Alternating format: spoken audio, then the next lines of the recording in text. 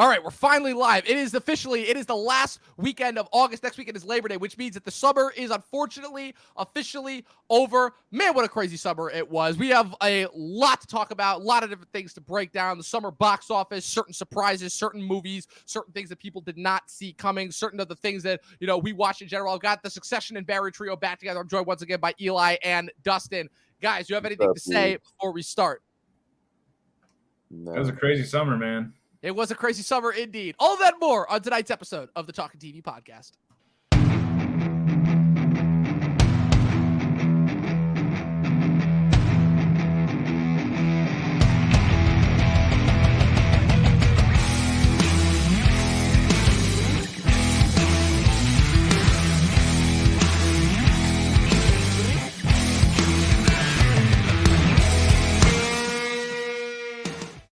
What is going on, people? Welcome back to another episode of the Talking TV podcast. It is our summer series finale, as all of the 5 average viewers that this podcast gets on a daily basis know. Throughout this entirety of the summer, this is the first full-length movie summer that we have really had since pre-COVID. We pretty much had a movie coming out every single weekend for the most part throughout the months of May, June, and July, and even a little bit into August as we're wrapping things up right now. We all saw a lot of movies. There was a lot of stuff to talk about. I'm joined once again by Eli and Dustin. So we're going to kick off this conversation by this, guys. So we talked a lot. I talked a lot in general with you guys, with a lot of my other co-hosts this summer, whether this is the summer that the movies truly came back. And if not for a certain, strike or multiple strikes that are going on in Hollywood right now, my answer would be a lot more clear than what it is now. But I wanted to hear from you guys. Eli, I'm going to start with you. Eli, would you say that this is the summer that the movies officially came back? Oh, absolutely. I think that last summer it wasn't quite where things could have been. A little disappointed in that regards, but I mean, you could just tell in terms of the box office numbers are showing it, and I feel like the overall enthusiasm around the internet and social media are really showing that it's unlike anything I've seen since prior to COVID. That's for sure. Yeah, absolutely. Dustin, your thoughts? Would you say that this is the summer that the movies came back? And I'm particularly interested in your response to this. No, there's like 2 or 3 hits in a summer, and everyone's just like, "Oh, our movie's back." It's like, no, not really. I mean, there's some good ones in there. I'm not gonna be that pessimistic. I'm gonna go with Eli's sentiment and be like, yeah, it's cool that there are some good stuff but there's still like a bunch of mediocre and just the same old. I keep, maybe call me an asshole. I'm getting more jaded as I get older. Maybe I just think the movies are getting lazier, and there are some good ones here that we will get into, but there's so much more disappointments in my opinion, and some pleasant surprises. But what are you gonna do? What are you going to do with D? Well, I guess just the reason why I always ask that question is because it really kind of has become a little bit of a double-edged sword now, because you're right. There is the traditional, okay, how many of the movies that we see are actually good, right? But it kind of is, unfortunately, the status of where movies are at right now has gotten to the point where movies don't necessarily have to be good to get people engaged in and talking about them. But I don't think that's anything that's necessarily new or unique. I don't think that's anything. In fact, I don't even think that's something that became new exclusive to COVID. I already really saw that happening prior to COVID. So I guess what I mean when I ask, are the movies back, I mean in terms of are the movies back in a sense of, are people engaged in them? Are they providing a meaningful part of the culture? And this, like I said, this was something that I was talking about even prior to the pandemic started, because long before the pandemic started, movies were kind of not really starting to have the same impact on people's lives in general, the way that they were in years past. Dustin, I mean, you and I have talked literally throughout years in high school, all the movies that we loved, that we were into, versus the movies that seem to be doing well, that people seem to engage with. And especially as time went on after we left high school, and how things kind of inevitably got worse in real time, the types of movies that people were gravitating towards and talking about, as opposed to the movies that we thought were good, but didn't seem to get any sort of traction. The selection has gotten a lot lesser, and just we've gotten a lot less great quality movies. Call it a nostalgia bias for us, like about because we really do have a connection to those films that were released in our primitive high school years. You know what I mean? So it's just like, but those really still hold up. Yeah. Besides the nostalgia factor, I do. On the other hand, and you do too, love Project X. Great movie. That still holds up. Yeah. Oh, absolutely. Yeah. Like there's still like movies from that time period. I know Project X is a weird one to bring up, but like even that one is better than, like, we're gonna get into it, than No Hard Feelings or even Joyride, which we both enjoyed, or The Blackening that Tim Story did, which was a disappointment. Maybe I'll get into that later. Strays, which I also think works as like a funny 2 a.m. Comedy Central late night comedy, but there's still a bunch of shit that it could have done better, in my opinion, and it could have been, I don't know, a little less sloppy, but maybe that was the point of that picture. We'll get into that. I'm just going around some of the movies and shit, but I don't know. Moving on. Eli, I'm actually interested to get your thoughts on this because you're a couple years younger than us, and I would say that what's it called? I mean, you run in our circles, but I would say that like Dustin and I have always kind of been like the outliers, like just as far as like us, like we've been obsessed with movies for a very long time, very long time. Even like circulated back prior to high school. So I'm actually interested in your thoughts. What would you say that like, and I'm talking like going way back. I'm not talking like leading up to like right after you graduated high school, going into COVID, stuff like that throughout college. I'm talking like way back. I'm talking like, if you remember far back, let's call it like the inception days, for lack of a better word, the early 2010s. What did you remember about the movies that you saw during that time period and like the effect that they had on people as a whole? I'm actually really interested in your take on this.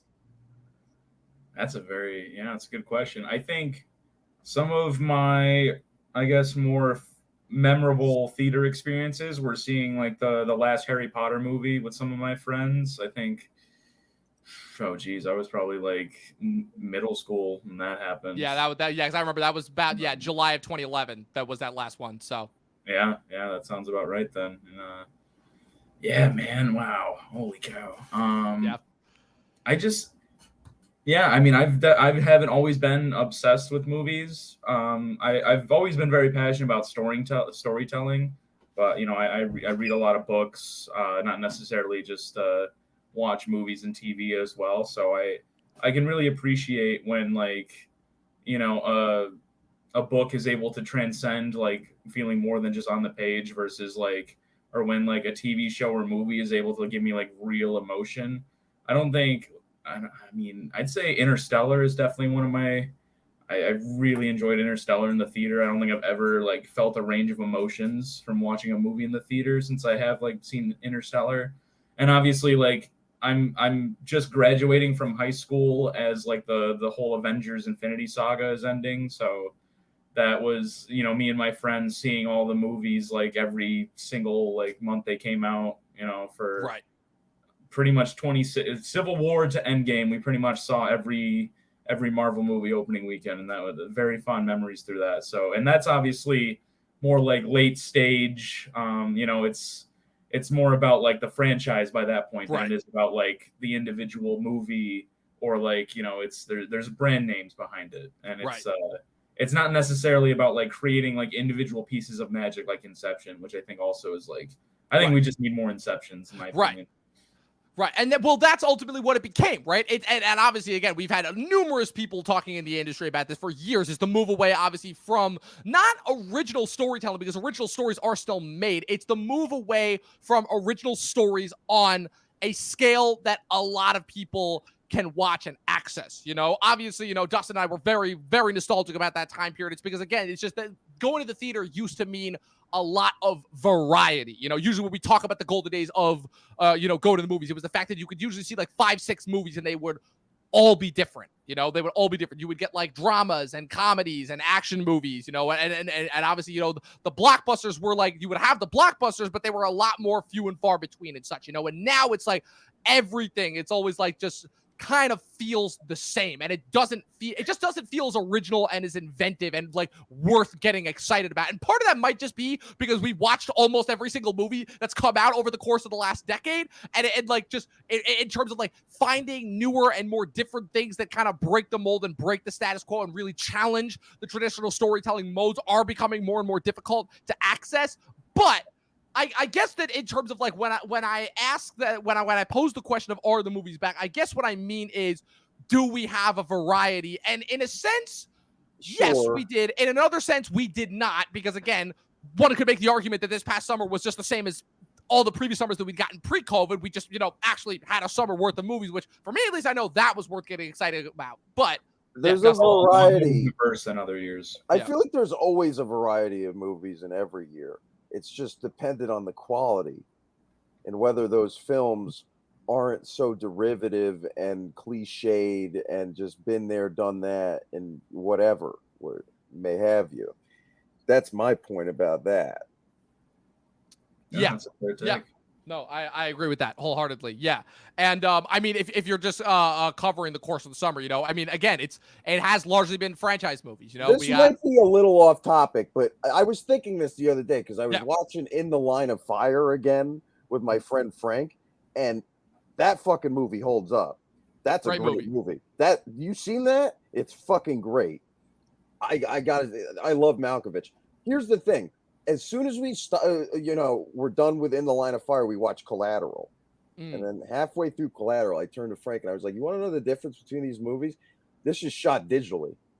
Yeah. And the other's shot in film. Yes. And maybe it's just a weird bias that I'm developing as I'm watching older films from, the 90s and 80s and before then.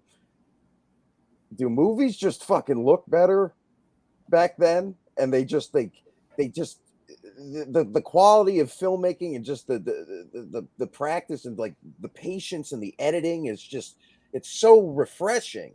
And it's like, I feel like movies are just so copy and paste and like manufactured by a studio. And it just feels like so like, you know what I mean? Like very. Dustin, you have stumbled onto the age-old question that has been befuddling most of Hollywood for about the past couple decades now, really, since because they have been having discussions about this. I know, but I really since digital filmmaking became a thing. But now you're seeing it. And here's my take on the whole digital versus analog filmmaking approach, because you're right. Because I'm so glad that you brought that up. That was actually like goes perfectly into it. What I will say is that there are people who what's it called?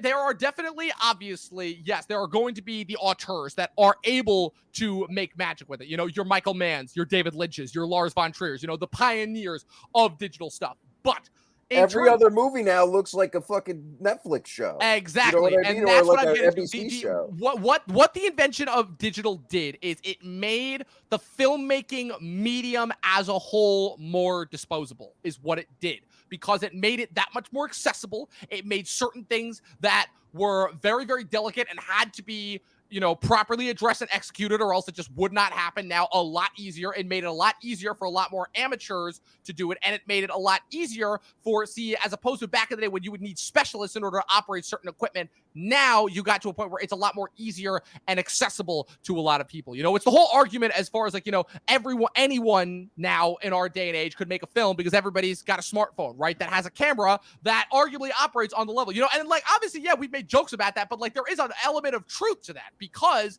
anybody has the tools at their disposal. But I mean, everybody's always said, again, it's not that you have the tools at your disposal, it's what you do with them. But just in terms of, when you break down something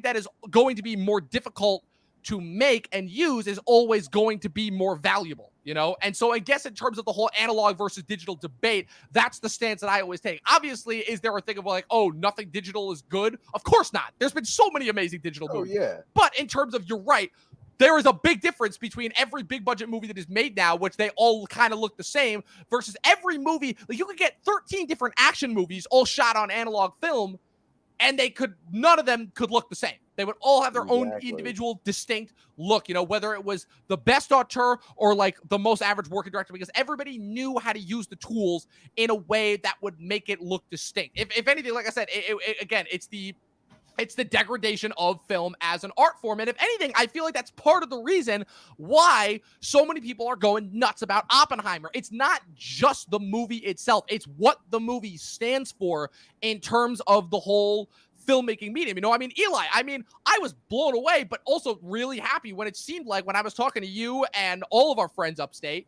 that the only movie that was coming out this summer that people seemed legitimately like excited for not just watch, but to watch in a theater was Oppenheimer. And I was really curious about that and interested in that. I'm like, wow. And I talked to everyone, particularly a mutual friend of ours, you know who I'm talking about, I'm like, what's it called? I'm like, is it just Nolan?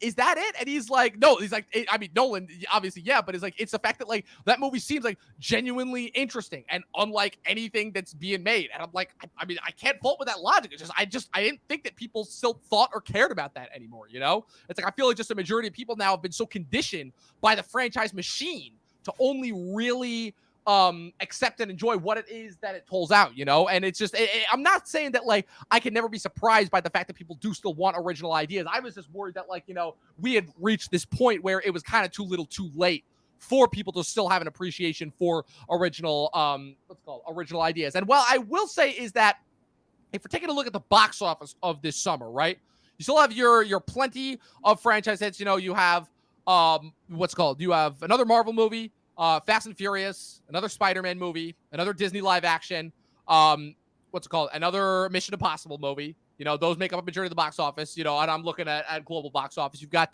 2 foreign films that I've never heard of, Full River Red and Wandering Earth 2.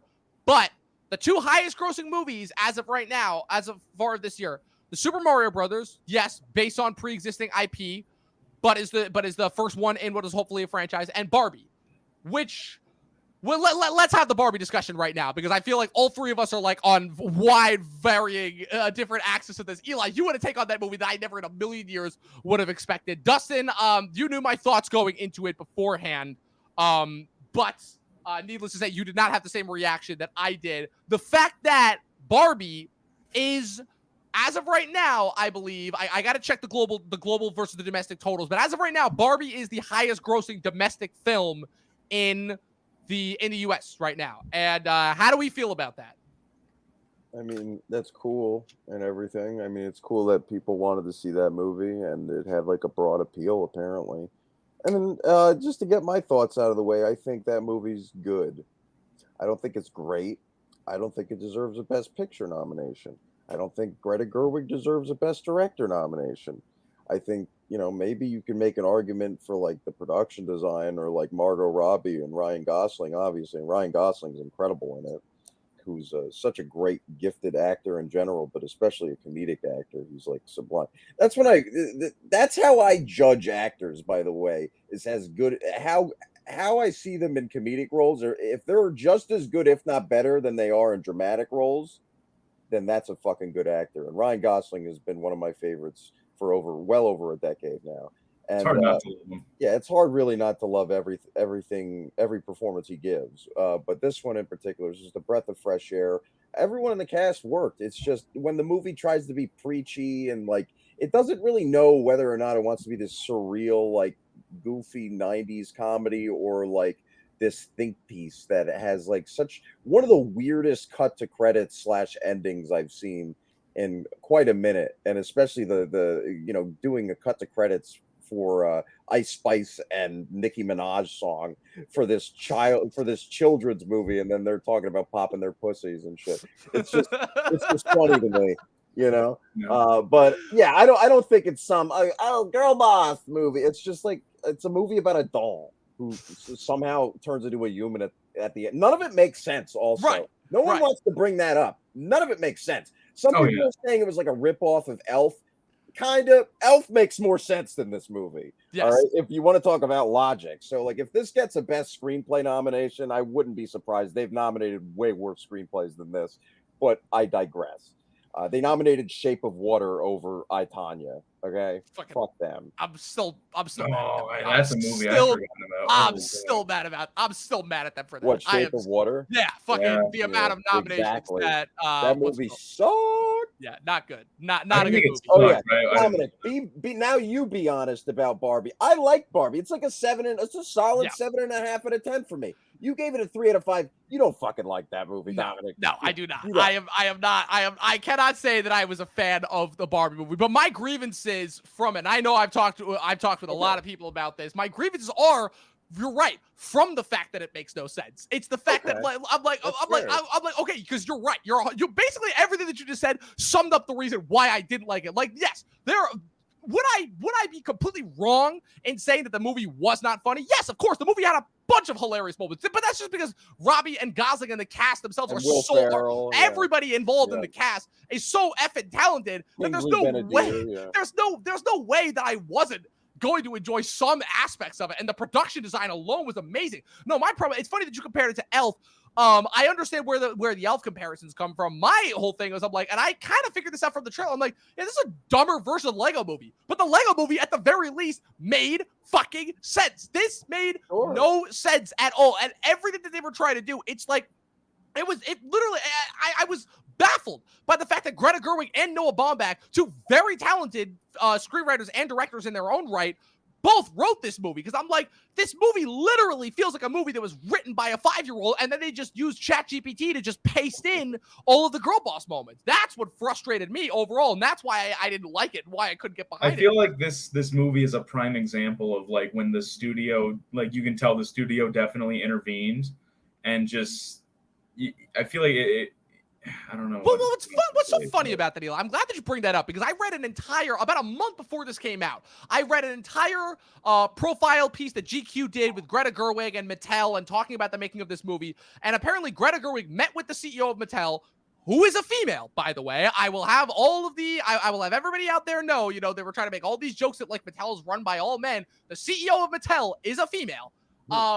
They have all of these big long profiles, and apparently Gerwig got like carte blanche to do what she wanted. And I'm sorry, but the fact that this was her and I'm, again, Gerwig, incredibly talented filmmaker. I really enjoyed Lady Bird. I thought that Little Women was good for what it was. It's just the subject matter that it's based on, but for what it was, I thought it was very well made. Noah Baumbach, her husband, somebody who I'm not as hot on. I've only seen a few of his movies, but the ones of his that I like, I really like, but the ones of his that I do not like, I do not like. Oh yeah, you got to see Meyerowitz Stories.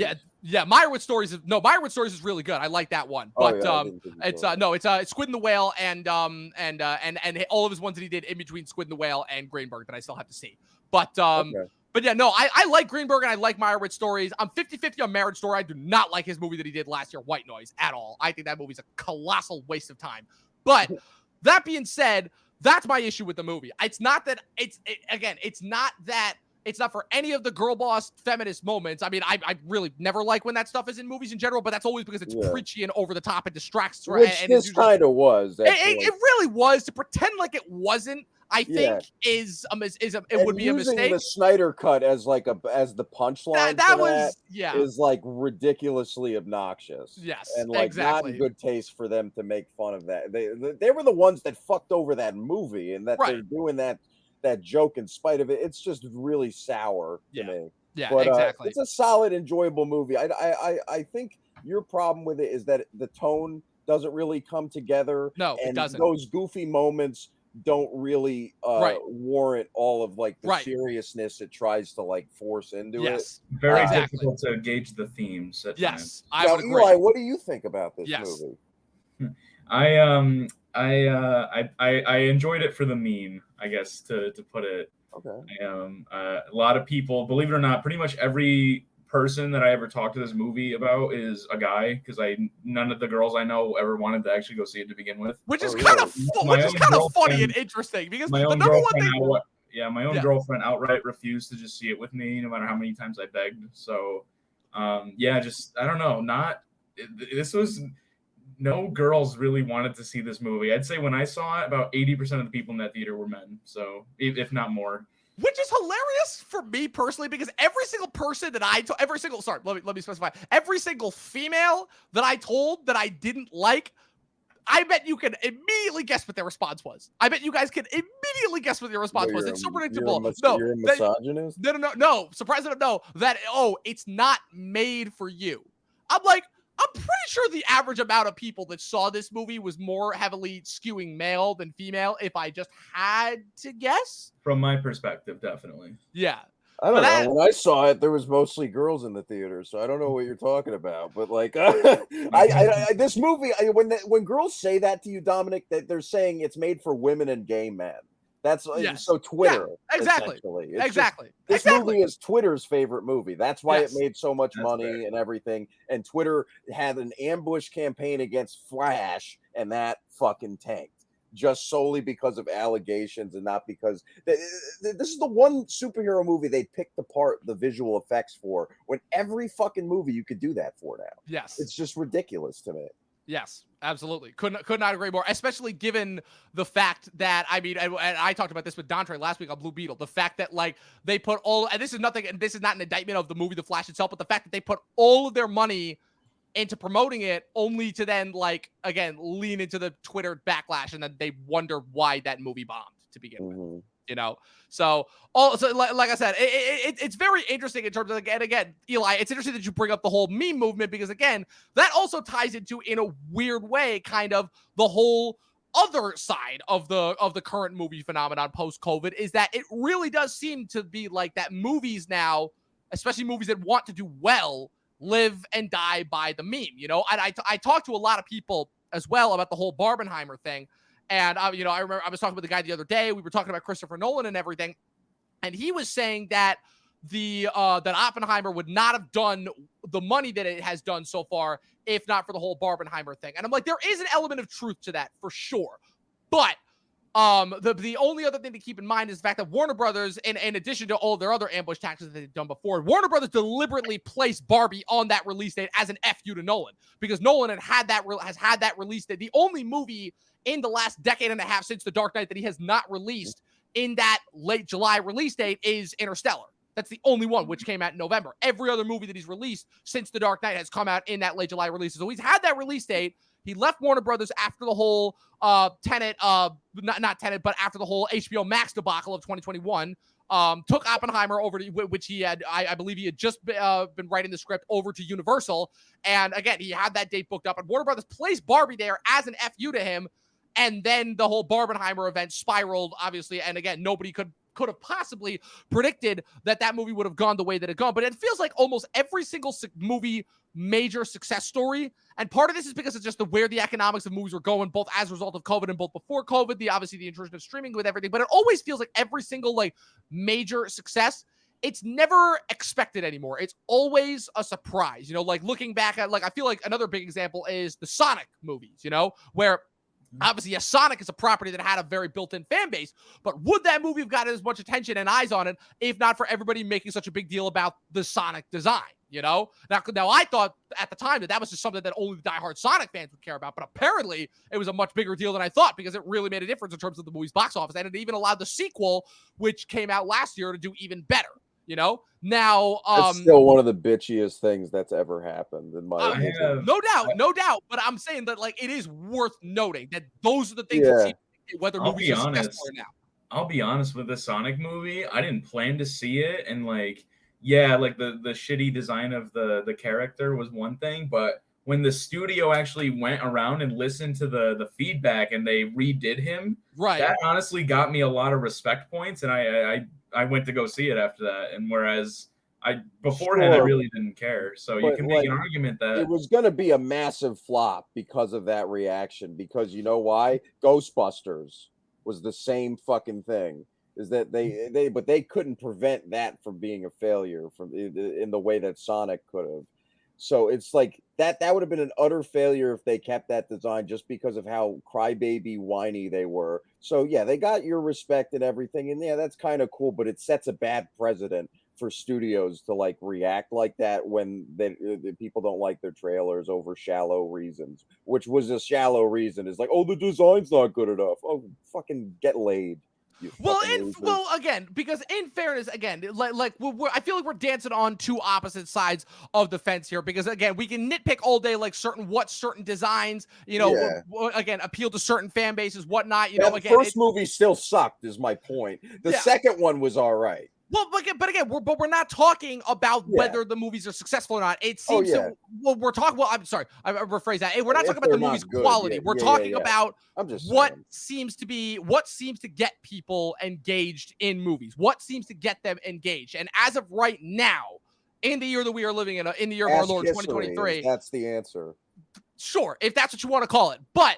Again, it's the idea that it's because it's the same reason as to why you don't see anybody really giving a shit about the Oscars and Oscar bait movies, quote unquote. You know, Oscar bait has been a term for decades now, but it feels like now really more so they're going out of their way to deliberately nominate movies that people have actually seen. Because I mean, Dustin, you and I have talked ad nauseum about, like, forget just like the overall lackluster quality of the movies that are being nominated. You know, how many of last year's 10 Best Picture nominees actually deserved it? I can think of maybe like one or two, and even then it's like barely worth it. You know, they didn't even nominate one of the best movies of last year, or arguably, you know, the best movie of last year, depending on which side of the fence you lay on in there. Babylon, But it's like, yeah, right, but now or the menu, exactly. But now it's like, in addition to that, in addition to the waning quality, now it's like you're getting to a point where, again, those types of movies people just aren't interested. You know, like the only reason why they nominated Elvis was because it was the jukebox musical element that Bohemian Rhapsody had clearly set the precedent for a few years before. You know, and they only nominated Avatar and Top Gun because of what international box office phenomenons those were, you know, and the fact that those were two of the only movies last year that people actually bothered to watch in theaters. But the rest, it's like all the same bullshit, you know, Triangle of Sadness, Women Talking, a Netflix movie that came literally out of nowhere that like maybe 10 people saw, you know, Banshees of Inisherin. Like my point is made, you know? So I guess just in terms of like gauging people's interest, you know, like I can't even think, like, Eli, what's the last like Oscar bait movie that you were interested in watching for any reason other than, oh, it got nominated for Oscars? Can you even think of one other than, like, we brought up Shape of Water and you'd already forgotten about that one? Oh yeah, no, completely. I mean, Star is Born, Joker. Probably Joker. Just that's one of the first ones that comes to mind. Yeah, that's fair. I mean, I would have to remind you that Bohemian Rhapsody, in addition to being nominated for Best Picture, which is insane to me still, editing. not only won 4 Oscars, won all of the music editing awards, and won Best Film Editing.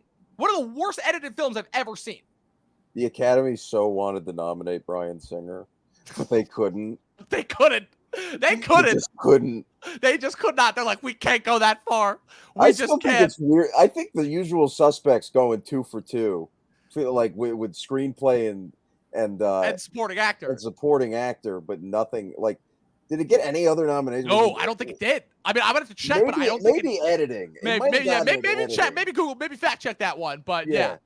I was thinking, but for that movie to get 2 for 2, but not a Best Picture nomination, right? It won screenplay, no problem, but no problem. But Picture. 95 is also a weird year because keep in mind as well, the other big omission from 98, from 95. No, nothing for Heat. Yeah, not a goddamn thing for Heat. Right. It's just 2 for 2. They were 2 for 2 for Usual Suspects. Which is crazy to me because that and Heat are both still better than every single movie that was nominated for Best Picture that year. But yeah, so like that's just kind of the state where we're at right now, which is it's like. Again, the only thing, at least, again, from a broad appeal. Now, I'm mostly speculating and mostly just talking about, like, kind of, you know, people our age primarily. But again, it seems to be that the only thing that really gets people to the theaters, and I can't even say that it's again, it's the familiar franchises now, because Eli, how many Marvel movies did we watch in theaters that, you know, over the last couple of years, with the exception of Guardians 3, which we will get to that as well, that we saw in theaters that just straight up sucked? Like, you and me. I'm burnt out there's too many for one. It's like it was fun when it was like maybe like 3 times a year. Now they're coming out with like, you know, 4 or 5 movies, and then there's like 8 TV shows coming out on Disney Plus, and it's like how am I expected to keep up with this? You know? But it's not just that. It's not just the content. I know, that was my first point. Which we know, but like it's also the fact of it's like. We know that, like, at the time when Marvel was first coming up, like you said, through that peak of the Infinity Saga, it's the fact that still at the time it was still new enough. There had still been nothing like it before, and now we're familiar with it. And it also doesn't help that a majority of stuff that they're putting out is largely mediocre to just terrible. Oh, absolutely. It's like Marvel movies, horror movies, children's movies sometimes really hit, and like meme movies like Barbie and like, you know what I mean, like Bottoms is like people like Bottoms now, like, and I'm not saying it's gonna make money, but like those are the movies that get attention now, to answer your question. Yes. And for also you were saying Cocaine Bear also, but like Bottoms is getting like a 97% in my point, and I'm just like, yeah, do you really like that movie, or are you just liking it because it has gay people in it and it makes fun of straight white men the whole time? I don't know. I'll see the movie, but we'll see. It seems like a really pandery to Twitter X whatever bullshit movie. A lot of review companies are now. Yeah, It's really disappointing, and That's what I'm talking about. And you were saying like, oh, they're finally nominating movies that people watch or whatever. Um, they've nominated plenty of movies in the past that people have seen that are big hits or whatever. E.T. is a Best Picture nominee.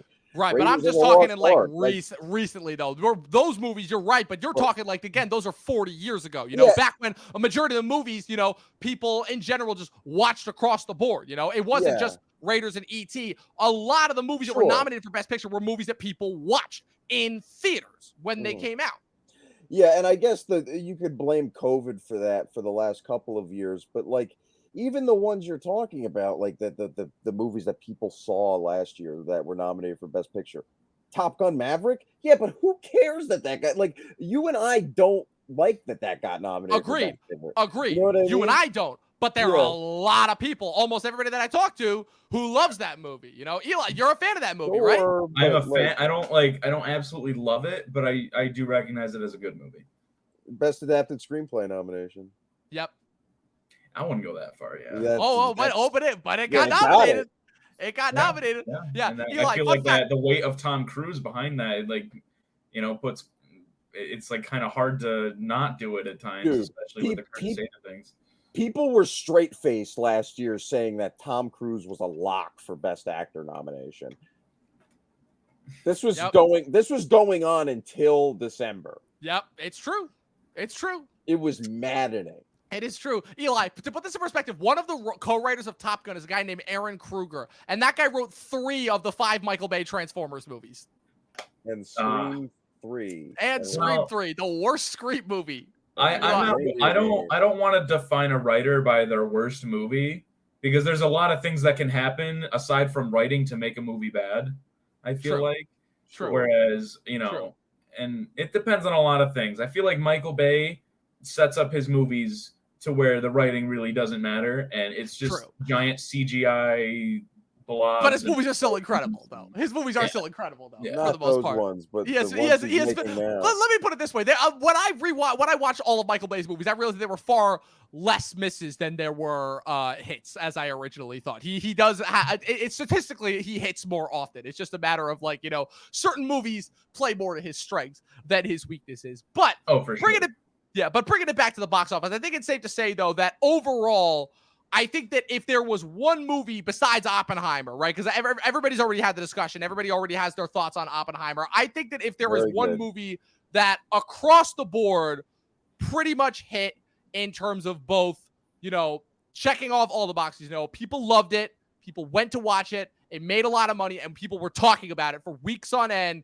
It was Guardians of the Galaxy Volume 3, And for me personally, like, I go back and forth all the time on Oppenheimer and Guardians 3 as far as being my favorite movie of the year. There are a couple of other ones as well that I throw in the mix as well, and it depends on the day. But just in terms of and Dustin, I know you and I talked about the fact that yes, we did admit that Guardians 3, it's not the best of the trilogy, but again, there was just something about it that just kept me coming back to it. That just kept me coming back to it. The fact that again, it was so much more mature and so much more darker, and just had, again, like we've talked about, again, faith and trust in its audience that so few other movies just in general have now. Forget it being a franchise movie or part of a pre-existing franchise that already has such a massive built-in fan base. But the fact that James Gunn, as an auteur filmmaker with a studio like Disney behind him, was able to make that movie and make it what it was and make it be as emotionally resounding and what's it called? I'm currently forgetting the word that I'm looking for. But the point is that the reason why I was able to hit so many people the way that it did. I saw that movie 3 times in theater. I saw it again, like my grandparents, when I was seeing them back in July, they wanted to go see it again. I'm like, I'll go see it again. That was just a movie that I just wanted to go back and watch over and over and over again in theaters, So I guess if I had to say what movie won the summer, objectively for me, it would be for me personally, I'm not saying objectively overall, because I think it's safe to say that unfortunately Barbenheimer in general won the summer. But for me, Oppenheimer, I think, won the summer. But I guess the fact that it was never a surprise for me that Oppenheimer was going to be as good as it was more so just the fact of how people responded to that, given that it was stylistically so different from all the last couple of Nolan movies. For me, it was the fact that, but as far as why I go Guardians 3 right up there is because Guardians 3 was finally, again, it was able to instill a little bit of faith back with the fans and back with the people who the people who to me were the ones that were actually going out and watching the movies recently. And after so many Marvel movies that had just ranged from being mediocre to just downright terrible, the fact that we got one that was not only good, but for me, great, like that for me is what wins the summer. I felt emotion from it. Like right. it's the first Marvel movie I think since Endgame, truthfully, that I've really felt like that kind of care towards the characters, and just it was like a good time, and they didn't overdo the comedy, and it was like a good movie, for once. Yes, exactly. I will say though, I think personally, I don't know, maybe this is just like a preference thing. It just feels like I don't think that the other two could really like live up to the first one in a way, because just I don't know, the scale of which like the stakes were at in the first one, it felt like just bigger, and you had the conflict of the characters trying to work with one another, whereas now in these other two movies they're all on the same side, and maybe it's like against like one main antagonist, where it feels there's not as many avenues for like conflict. But I did think it was a very nice progression from the first movie, whereas like where the plot almost for this entire movie is like, well, they've gone from like hating each other to like fighting together, whatever, and now it's like they're trying so desperately to save one of their own because they care so much. I think that's a really beautiful thing, and you don't really see like too many like, I mean, Marvel, especially like carrying over like major character arcs like past Endgame, they have not done very well with, and it's nice they to have see them not. get it right, at least in that regard. So. Yeah, and not again, the fact that Gunn stuck to his word as far as saying that, like, yeah, he had an arc, he had a trajectory, in terms of like, and the fact that like he really did, like when he said, yeah, this is an endpoint. So much of the time, right, we hear that word, it's like, oh, okay, they're just saving these characters and putting them on the back burner until we see them again. Now, this felt like emotionally like we were saying goodbye to these characters who we'd spent a decade with, but almost a decade with by the time that movie came out. I talked about this. I was a senior in high school, or going into my senior year of high school when that came out. And, I was talking with people who like were kids when that movie came out, and now they were like, freshmen in college and shit like that. And the fact that you would spend that much time with the Guardians, there was just something like really emotionally resounding about like, finally having a movie that was all about saying goodbye. That kind of goes above and beyond the just the classical, just being a really good movie kind of bits, Yeah. The themes are really nice. Yes, absolutely. Also, like I said, just the darkest movie that Marvel has possibly ever done, which I didn't know that you could get darker than Infinity War as far as Marvel went. But oh man, when they killed that otter and the walrus and the rabbit, oh my god, like audible gasp in the theater, like every time. Even when that's one of those moments where you're like, even when it's coming, that's still like, Jesus Christ. Yeah, it was rough. Yeah. I think that's the sign of a good movie, is when you like you feel that real emotion, and you have those like those shock moments that like make you like actually give like a facial expression, or you like nudge the guy next to you and you're just like, holy shit. Like I remember what's called Eli. I remember I took Dex to see that. My second time watching it, I took Dex to see it for the first time, and when that scene happened, he was like, oh my god! I'm like, yeah. I'm like, shit just got real. I can imagine what his reaction would be like to that. Oh, it was great. It was the best. I wish you had been there just to see it. Oh man, but yeah. So, couple other things that I want to hit before we get out of here. So the number one, obviously the strikes. Obviously, we've been that has been the other biggest source of news story wise to come out of Hollywood. Obviously, is that first the writers went on strike back in May, and then the actors joined them 2 months later in July. All of Hollywood is on strike right now over a variety of different things, from lack of payments and lack of residuals due to streaming, to the very, very sudden introduction of artificial intelligence and its use in the filmmaking process. And it just seems right now that Hollywood, in a reflection, I feel like, of everything that we've been talking about tonight, is in a very existential place about its future. We've seen, obviously, again, just that the corporate greed has gone above and beyond this year. I feel like in ways that if people were not necessarily aware of beforehand, they are definitely aware of now. Certain things that people did not know about the streamers that they are definitely more so aware of now. People have been asking for years how Netflix has been able to continue to remain at the top of the game despite literally having little to no income, and now we seem to finally have some answers. So I just wanted to get your guys' take. Obviously we stupidly, I'm not going to say stupidly, but we were led to believe by certain news outlets that the AMPTP, which is the conglomeration that the studios in Hollywood have formed in order to fight the strikers and the unions, recently sat down with the Writers Guild in order to come to a deal. And the writers came out and said, yeah, they were just smoking us on. They really were not ready to, the terms that they offered were not even close to the terms that we are not budging on. So you've seen even more delays. Several movies that were set to come out this coming month and later on in the year are now being delayed to next year. Dune 2 was the most recent casualty that has been delayed from November now until March. I was hoping that wouldn't happen, but it did. And so I just wanted to get your guys' take in general on the strike, on the status of Hollywood, where we kind of find ourselves. Because everyone has kind of had their takes. They've been very, very forthcoming about the information as to why they're going on strike and all that. And I wanted to get your guys' takes on that. It's weird. I have my aunt is she's won like 16 Emmys. She was the executive producer of Sesame Street for a very long time, and then she moved over to Max now and has done a few documentaries with them, and she's at a very I guess like interesting take on things, just being in her position where she is like one of the people, I guess, maybe not like her directly standing up to writers, but is more on the side of the people who are against the writers than on the side of the writers, I should say. And it's very weird, and a lot of people's jobs like feel threatened. And studios like just, oh my gosh, there's just some people that are just it's so incredibly greedy, and it's not even that. It's that because they choose not to have the writers work. Like it used to be, writers were able to have a full-time job year round. You're there writing like, however many hours a day. Now, because, from a business perspective, the corporations have an obligation to, make money for the shareholders and to prove that the company can continuously grow. To have that continuous growth, you need the franchises or like whatever. You need to have those reliable sources of income. You don't have the income. You have maybe, say, a lot of superhero movies go bust, because people are burnt out by them. Then you need to find ways to cut costs. And ways they've been doing that is they have writers just stop writing completely.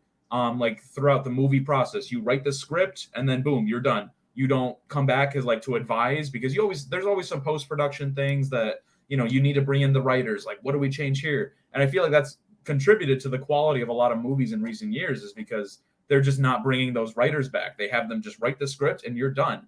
And those writers are now going from like working on a movie for 8 to 10 months to just working on a script for 2 months and being done. So it's not even the fact that they are like, they had the pay. It's that they didn't have the work necessarily as much to have the pay.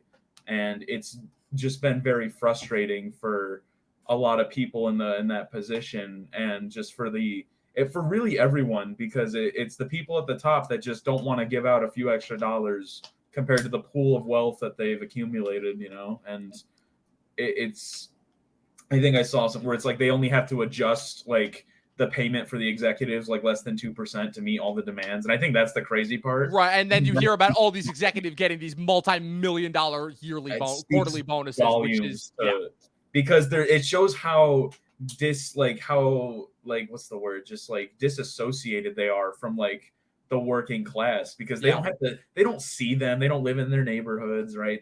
To them, they're just like numbers on a spreadsheet. It's out of sight, out of mind mentality. Exactly. And it's, it's really unfortunate. It's because obviously, you're going to have the people who come out and say, oh, unions, they're just wasting everybody's time. They should just get back to work and, accept what they have and all that. But it's like, when I heard the one executive, this is early on in the strike, but when I heard the one executive who got quoted saying, yeah, our goal is to make it so that they are forced to come back and accept our terms, and our goal is to literally drive them to the point when they're homeless, right, when they're homeless and can't make rent. That's when I was like, okay, yeah, this shit has got to stop. And like, it was just kind of like, and it's an accumulation and a reaffirmation of kind of everything that we had kind of been questioning about the studio system over the last couple of years. Because the other thing too also is that the talks for renegotiations for the deals were supposed to happen in 2020. And then COVID obviously happened and pushed everything. And then there were so many new developments that happened as a result of COVID and as a result of just technology advancing to where it was, that it was just kind of a lot of things that like, it really sucks because I know for a fact that there are a lot of people who did not want to go on strike just on a person-to-person basis because they, again, because a lot of the people that you see are the people who, again, can afford to not work for months. But again, this is affecting everybody, specifically, working class people who, again, get by on their day-to-day basis, who live paycheck to paycheck. But it's the fact that they feel like they have to do this because if they don't, then after a few years, there's going to be even less of them that are able to find work in general, let alone just be able to work for a living. If they don't get what they deserve now, then the companies can just continue this you'll be happy with what we give you mentality. Exactly. And then the ball's always in their court and they control the outcome for everything. It's like, okay, how many people are trying to get into this industry? We just won't pay someone for cheaper, Yes. That mentality is absolutely going to ruin a business because you're getting, less and less skilled people, and cheaper does not equate to quality. I mean, that's just not to mention the fact that Hollywood, that a majority of these companies in Hollywood, their stocks are all at an all-time low. Disney stock, all-time low. Warner Brothers stock, all-time low. It's hard to say that it's undeserved, Yeah. Absolutely. Just given especially with Disney, I could rant for hours. It's not only the quality of output. Again, it's just the company mentality in general and how they've been treating the people who work there for years. And this is just even before COVID. Dustin, you got anything to weigh in here? Yes, I do. A little bit I do. All of these people, I'm not saying they don't deserve a little bit more since of the changing of times. And I agree with Eli that these studio heads are the greediest motherfuckers in the world, and they could probably afford, or maybe it's the whole economy. Maybe everything is Joe Biden's fault. Like everything is, know what I mean? Like everyone's saying, or whatever. And like, maybe there should be, conservatives in charge. I don't even care anymore, honestly. These people have way more money than I'll ever have. The people on strike have more money than I'll ever make and have. This is what I want to do. I want to be in film and comedy and television and everything. Give me the job. I'm not fucking protesting. Give me the fucking job. All right. I'll make this fucking money. I just need to get out of my relative's house. Please. It's a good take. I mean, here's the thing. Like, it sucks that they're not making money. They still have a home, though, right? They still can do. They're still not like living with their parents or whatever. They're doing better than me. Is my point. All right. I would love to do what they're doing, and I have more passion than most of those fucks that they just want to be. That is true. That is 1000% true. So it's like most of these people are doing it for the wrong reasons, is what I was talking about. They don't even love making movies anymore. They just want to have their voices be heard for the right or wrong reasons. It doesn't even matter anymore to them. It's just all about inclusion and bullshit. It's not about quality anymore, really. It's just about the message, or like the sloppy message that they put into everything, which Barbie would have been a way better movie if it wasn't so concerned about having a message thrown in there. I agree. I think there are a lot of unique positions, but I think definitely that if this is happening to the writers, then it's most definitely happening to the extras or the people who just need to move the sets around. Well, it's funny that you mentioned the actors as well, because that's part of the biggest reason why the actors went on strike, is besides the residuals issue with streaming, but also the fact that background extras were essentially going to lose their ability to do that, where you literally had background extras that were being that were basically found out that they were being forced to be scanned and then digitally replicated without their consent, and so that the studios wouldn't have to pay them, and they only found out about that recently, and of course, obviously, the big name actors would be the really big name ones, the stars would be able to negotiate out of that, but like your regular day player actor, that's like kind of a couple steps above a background extra, what happens to them? Exactly. So that's kind of the big existential I'm not thing trying to downplay I'm not trying to But you bring up valid points, and the thing that I really appreciate that you brought up is you're 100% on the money about the fact that you have way more passion than most of the people who are working in Hollywood right now, because just based on the personality types, I mean, again, it's safe to say that Hollywood has always been, very liberal leaning. I don't think that's any big mystery, though. Yeah, no, but now it's like a censorship problem. Yes, it's like a censorship McCarthyism kind of bullshit. Yes, which going is on. wild to think about. And no one wants to even like acknowledge that right now. Right. They're like, oh, we still make edgy jokes. Yeah, but to certain targets that you're only allowed to do it now. There used to never been like, oh, you're allowed to. No, you can make fun of everybody. Okay. Right. It's just and part of that also not only has to do with obviously everyone's political leanings in general, but it also has to do with the technology as well, because technology just gives them the ability to access those certain metrics in ways that they never really were able to before. That's the other thing that you gotta exactly. That's the other thing you gotta keep in mind when it comes to that. If we're just talking about that specifically. Or maybe everyone's just become like conservatively liberal now. You know what I mean? Yes. Like they're going about it in like the most conservative 1970s moms against Kiss kind of way, where it's just like, all right, go in your fucking room. Especially when you consider that like a majority of the policies that like at messages that they point at, you can almost always figure out it's like, single white women. Almost every single time. And I'm not even just pointing out women. I'm pointing out everybody that's like going for, oh, well, you shouldn't say that or do this or do that or like meh. That's why the movie qualities and television quality even is starting to dip a little bit, slowly but surely, because people are losing balls now. And I don't mean like trans surgeries or shit. Oh, man. If only you were going for that. If only that was a perfect opportunity. That was a perfect opportunity right there. No, I'm not. Man. No, I just said that to not be misconstrued into saying homophobic or transphobic content. But what a missed opportunity that was. That would have been perfect. You don't want me to be transphobic, right? No, but it's not. I know you're not transphobic. I'm talking the joke itself. The joke itself. See, you're just talking about edgy jokes. That would have been a perfect way to cap it off. Oh, sure. And I just people just lost their balls, all right? And they chose to. Yeah. In a surgery. There you go. Yes. What's it called? So before we wrap things up, Eli, so you saw Sound of Freedom, yes? I did. Yeah, what's it called? First off, what did you think of the movie? But secondly, were you aware of any of the behind the scenes backstory of the movie? I bring this up for a reason. Oh, yes. Yeah, I am aware. Yeah. It took them a very long time to get the movie out. It was made I think 5 years ago. Yeah. It was supposed to come out in 2018. Disney was going to distribute it. I didn't realize how old it was.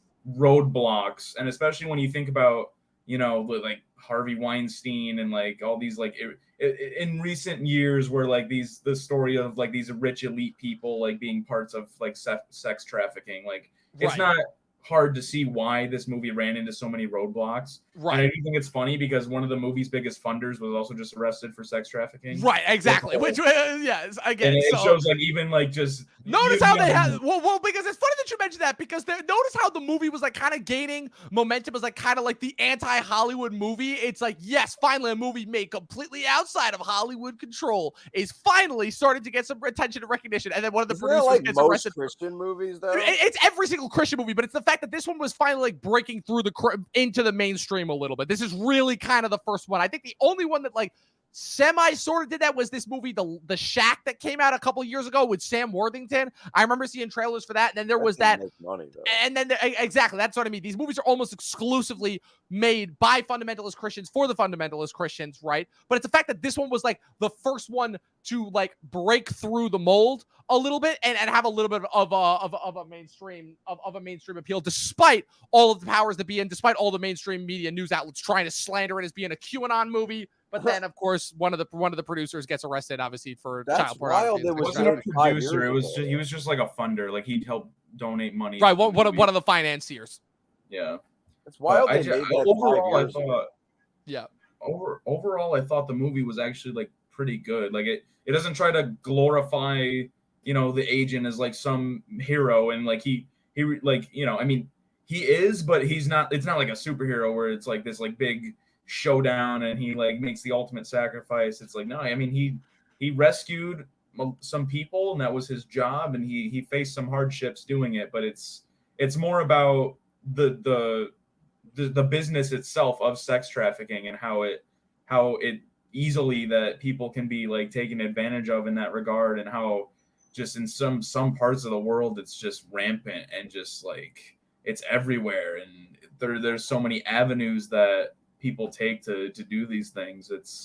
It's a movie that just it shows you just how people are affected by it and how just awful it is, really. Yeah, I guess just the reason why I bring it up is because, again, you want to talk about, again, a movie being recognized not necessarily for its quality. I watched it as well in theaters. I thought it was good. I don't think it was amazing. I didn't love it per se, especially given, the subject matter. Again, I'm just That's as your a favorite person. movie of the year. It's my favorite movie of the year. But what's it called? But again, just the fact that it was able to get all of this attention based on the reputation that it had kind of behind the scenes, not just for the subject matter as well. What's it called? And that is kind of like what primarily got people interested in it as well. I just thought it was fascinating because, again, any other year I felt like this movie would have been buried and I never would have heard of it. But the fact that, again, a lot of people knew about it and a lot of people went to see it, better than Barbie? I have it ranked higher than Barbie easily. Oh yeah, dude! Like easily, it has better dialogue than Barbie. Yeah, that's wild. Yeah. Oh yeah, I gotta see it. Absolutely. No, like acting was pretty solid. All I mean, it's around. Jim yeah, Caviezel. Bill Camp good in that. Bill Camp's good. I heard Bill he was to stand out. Bill Camp is good. Bill Camp is good in the movie. Yeah, so he filmed this the same year as Wildlife. Then. Yep. That's wild. Yep, right around the same. It's a wild life, huh? Yeah.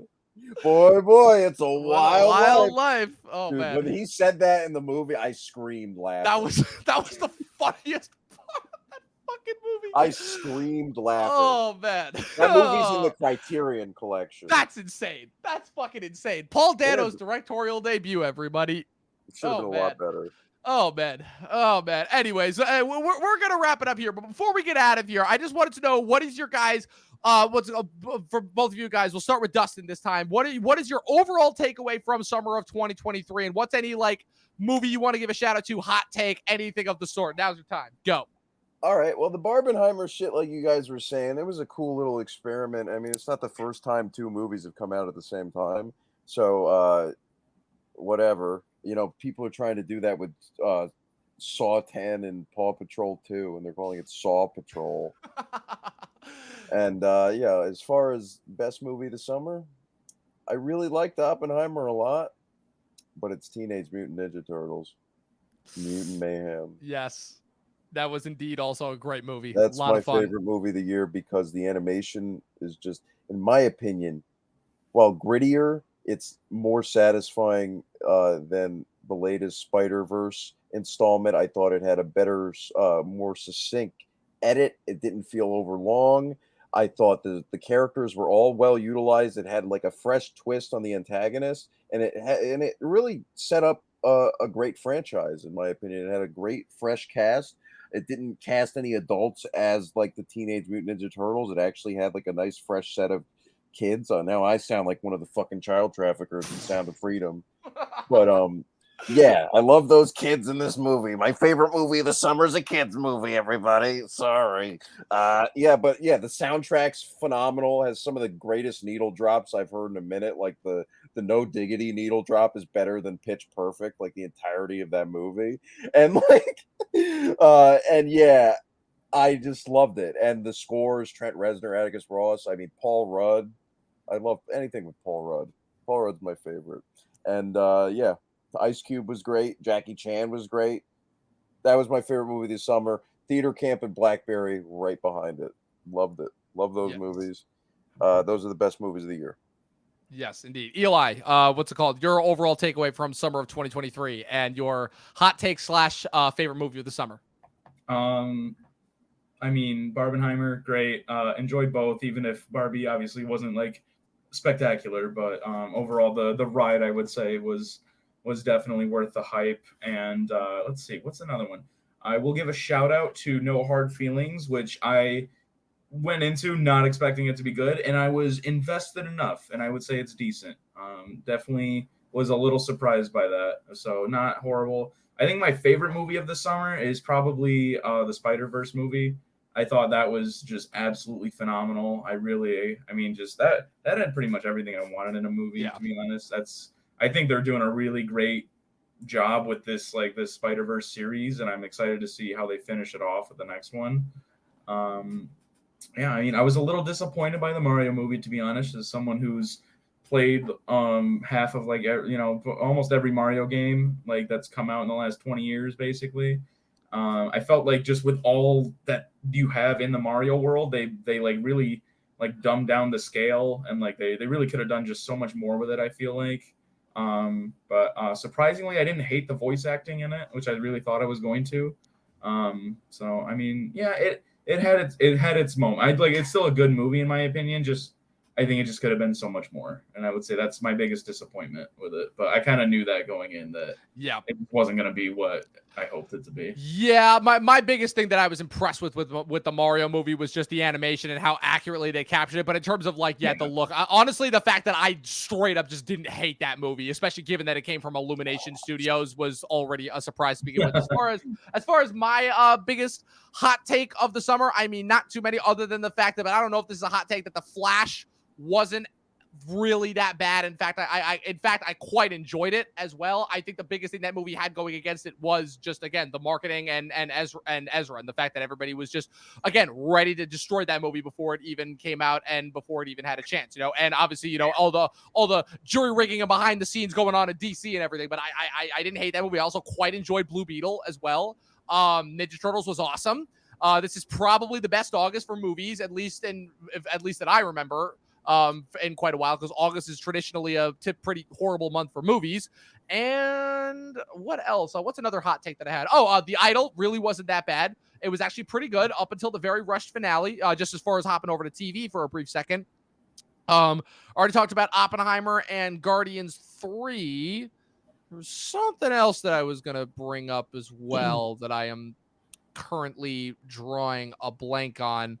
As far as Spider-Verse, yeah, that was awesome. Who the hell knows what we're going to get another one? Oh, I will. I also wanted to give a shout out to, well, not the worst movie of the year, certainly not even close to being best. I will say the Transformers Rise of the Beasts gave me everything that I could have wanted in terms of finally seeing the Maximals on the big screen. And I just needed to give a shout out to that, as possibly the biggest Transformers movie fan that there is. I've watched every single one of those Michael Bay movies religiously, and I finally got to hear Optimus Primal scream "Maximize" on the big screen, something that I never thought I would hear in my lifetime in general. So I just wanted to give that movie a shout out, because I feel like that movie kind of got overlooked and slept on, understandably so, because of the reputation that the Michael Bay movies had garnered. But for my money, at least, again, it wasn't great. It wasn't awful. I forced my brother to watch it and then laughed hysterically because he fucking hated it. And I knew that he would, but that's part of the reason why I made him watch it. But yeah, I enjoyed it. And what's it called? Oh, and also another hot take. I don't know if this is what the hot take. I think that this most recent Fast and Furious movie, Fast X, is possibly the worst movie of the year, if not the worst Fast and Furious movie, hands down. It finally got to the point where it lost me. I was with it when they shot the two people into space. It lost me a few movies ago. No, but see, I was with it. Listen, when they said they were shooting them into space, they shot them into space. I was like, okay, now we're going for it. And this one was just like, okay, they're trying to do a shitty Infinity War, but with Fast and Furious. No, I can't do this. And Jason Momoa, I'm sorry. The fact that Jason Momoa is the best part about this movie is a problem. That is not good. That is not good. Jason Momoa, he's in a different movie, but he is good in the movie though. No, you're right. Completely different movie. I'll tell you a worse movie, Dominic, this summer. Sure. Indiana Jones. Yes, you're right. Indiana, they're neck and neck for me. I think I disliked Fast X a little bit, only because Indiana Jones, I already had no expectation that movie was going to be good, and then it just left me feeling depressed. Fast X, I legitimately I was aggravated. I was actually not angry, but I was annoyed coming out of that movie. I was aggravated by Indiana Jones. Indiana Jones, I just felt depressed. It was directed by a great director, a great modern director, or a very good modern director, I should say. And this is a movie that has awful continuity problems. Yes. Like this is a movie really that bad. has like they go across a bridge and then it's like cut off and then they go back and then nothing happened. You know what I mean?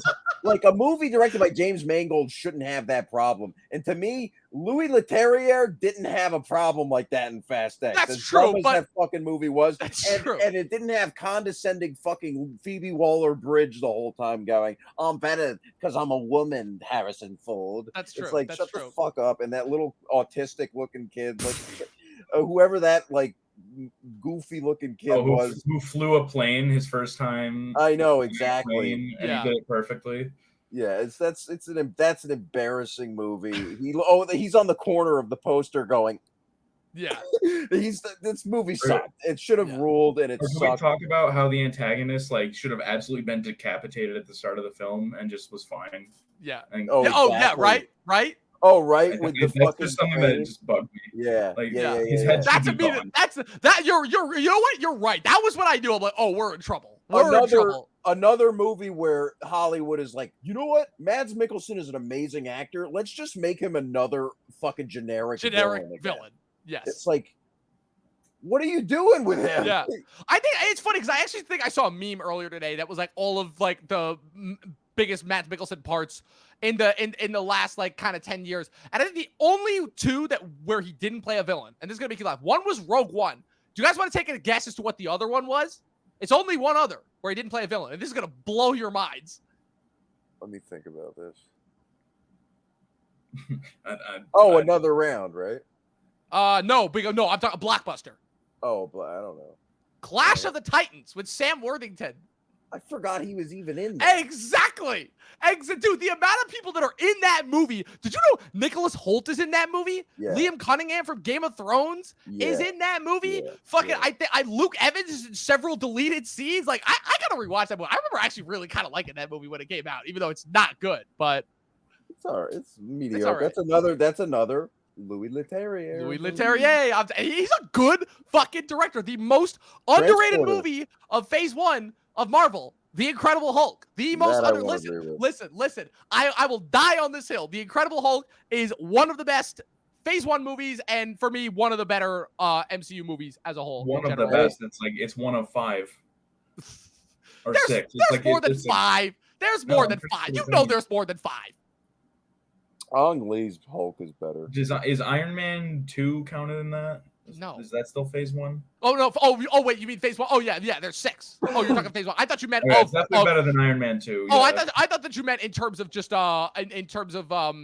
MCU as a whole, not just Phase 1. But no, out of all of Phase 1 for me, I go back and forth all the time. But I mean, I like all of Phase 1. I don't think there's a bad movie in Phase 1. I think that's the only flawless phase for me of Marvel. I'm not a fan of Iron Man 2. I think Iron Man 2 is horrifically underrated. I think Iron Man 2 could have been split up into 2 different movies. Iron Man 2 is underrated for sure. I think Iron Man 2 is good. For me, probably the weakest. I mean, it's probably the first Thor, but I still like the first Thor better than all the Thor Captain sequels. Marvel's trash. No, but I'm talking just Phase 1. Oh, I'm sorry. Out of Phase 1, yeah, no. I was not moved by Thor. I think for introducing a superhero, having him not have superpowers for most of the movie is not a choice I would make personally. But listen, Incredible Hulk's the worst in my opinion out of the Phase 1.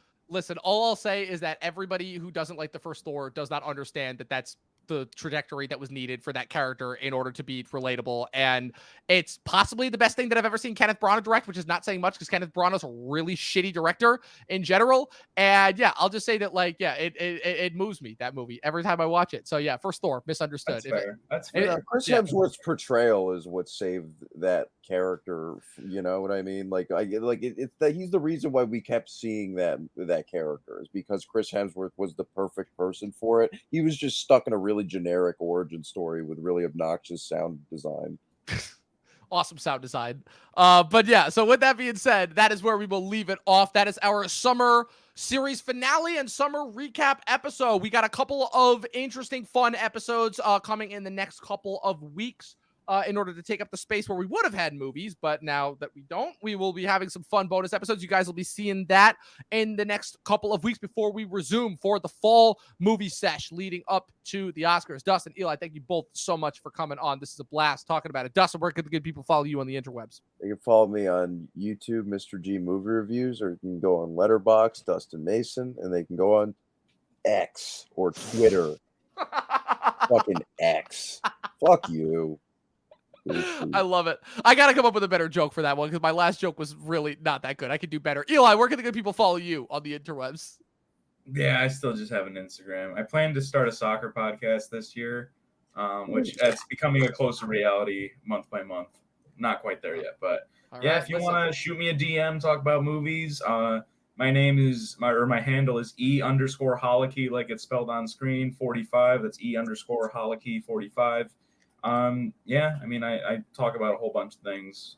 But yeah, movies are absolutely one of my favorite things to talk about. And one last shout out, just because I really thought it was cool, and I hate reality TV. This is a TV show, but you mentioned a TV show earlier, Don. But I already know which one you're going to talk about. Pleasantly surprised by Jury Duty. I thought was Jury Duty. Okay. Yeah, I thought that was. I don't know, just because I don't like reality TV because of how fake it is. But this is like a deliberate fabrication for someone who like isn't aware of it, and I just thought that was like fantastic. Yeah, exactly. No, I'm with you. Totally right. Kind of an oxymoron. The idea of reality TV when it's arguably the most fabricated form of television there is. Yeah.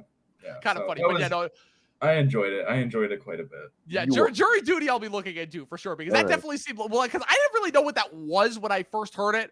But when I actually figured out what it was, I'm like, oh, that sounds interesting and different and new. I might want to check that out. Exactly. It had its moments, but like to me, it's one of those shows that like you really have to buy into that premise because I feel like James Marsden really is the best actor on that show, and like Kirk Fox is like a like he's on the show too. He's like a sort of well-known comedian.